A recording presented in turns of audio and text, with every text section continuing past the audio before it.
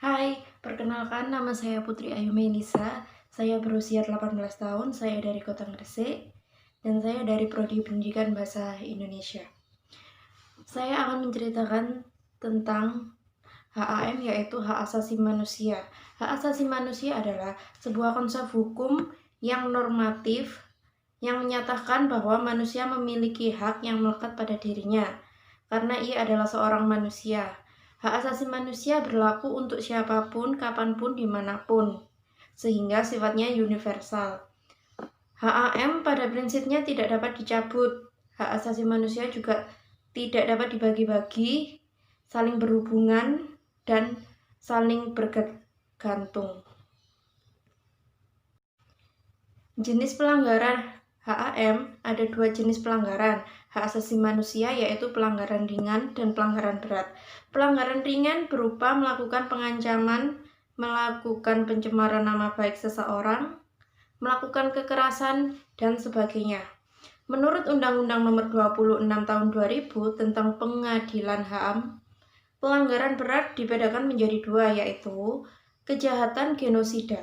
Kejahatan genosida merupakan perbuatan yang dilakukan dengan maksud untuk menghancurkan, memusnahkan seluruh atau sebagian kelompok bangsa, ras, kelompok etnis, dan kelompok agama.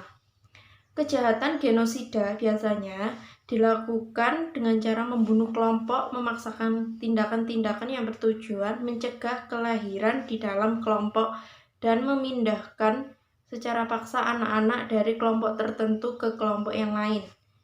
Kejahatan terhadap kemanusiaan. Kejahatan terhadap kemanusiaan merupakan perbuatan yang dilakukan sebagai bagian dari serangan meluas atau sistematik yang diketahuinya bahwa serangan tersebut ditunjukkan secara langsung terhadap penduduk sipil.